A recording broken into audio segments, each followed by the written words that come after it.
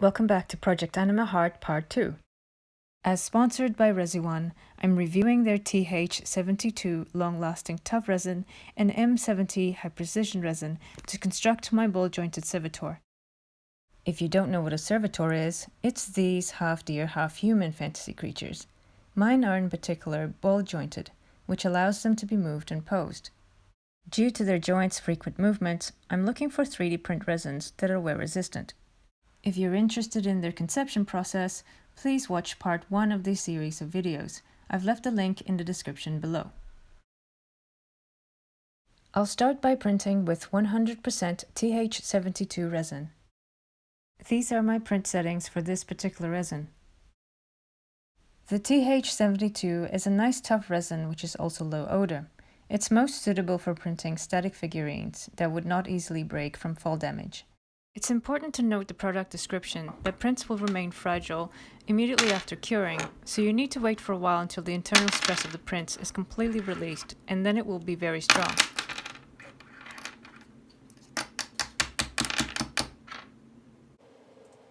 However, I'm not so sure about its usage alone for constructing something designed to move.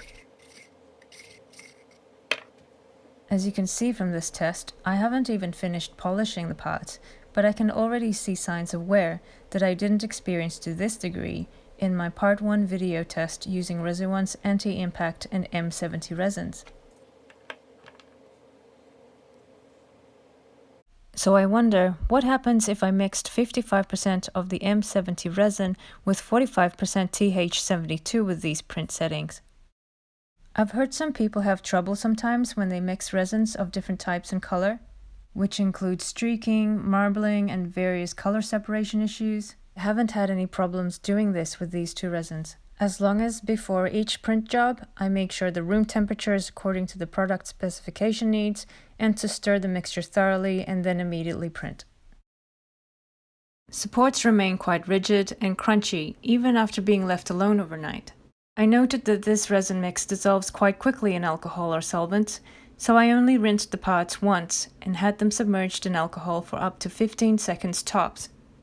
Curing, though, takes longer than most standard resins, somewhere between 15 to 20 minutes for my parts. And here are all the components for my servitor BJD. The human part of this doll is made up of Resi1's 20% M70 resin and 80% anti-impact resin. If you're interested in the process and review of making that part, I've gone over them in detail in part 1 of this video series. The M70 high precision resin is a very velvety and quite opaque resin.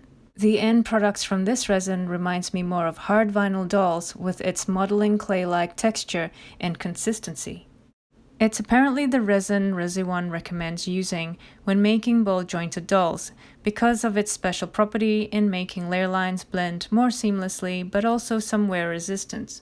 I've been printing with various different resins now, and I noticed that usually there will be a slight color difference between the resin in its uncured, unwashed state to its final state. These particular Resi1 resins, they tend to finish lighter and also more magenta than yellow in hue, so you might take that into consideration if you're experimenting with colors. And okay, here is the finished anime heart figurine. It's strung together using a simple elastic string.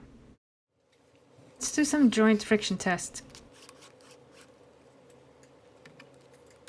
The belly is looking free of scratches and marks.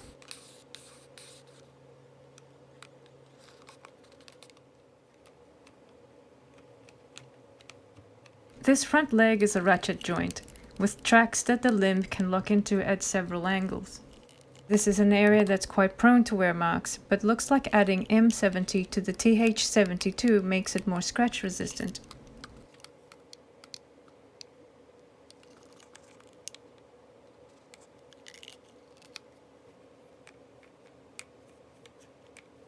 Let's test the back leg ratchet joint. I'm very pleased to see that both ratchet track and ball joint are looking free of wear marks.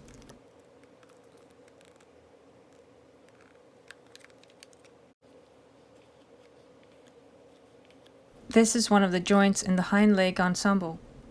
The ball is looking quite good, no scratches there, and the socket looks clean and wear resistant too.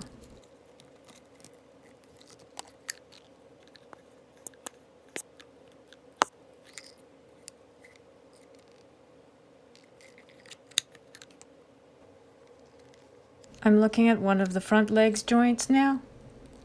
Again, very happy to find scratch-free ball and sockets.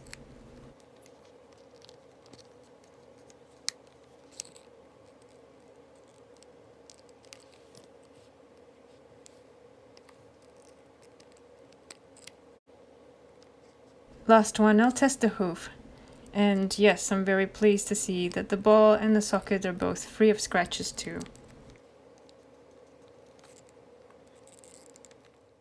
To summarize, I think for constructing figurines with moving parts, the M70 resin is a great choice. It has high wear resistance properties that make it suitable for making ball jointed dolls. Aside from that, it has a slew of fantastic properties, like its opacity and ability to smooth out layer lines while retaining precise details.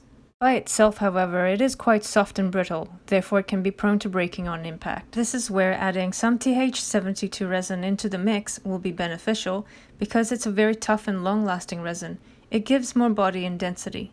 Though I probably won't be using the TH72 by itself in an end product, I think this resin is great for making doll prototypes that I'm sending away to be cast. Because of its toughness, parts made of this resin would survive the molding and casting process a lot better than more brittle resins. So that's my take. I'll let you form your own opinions now. Visit resin1.com to learn of their wide variety of specialty use resins. If you'd like to see me make more resin experiment videos, please subscribe and hit that like button. You can find me on YouTube under Helene Holtz 5300 or on Instagram under dkeats888.03. Thanks for watching.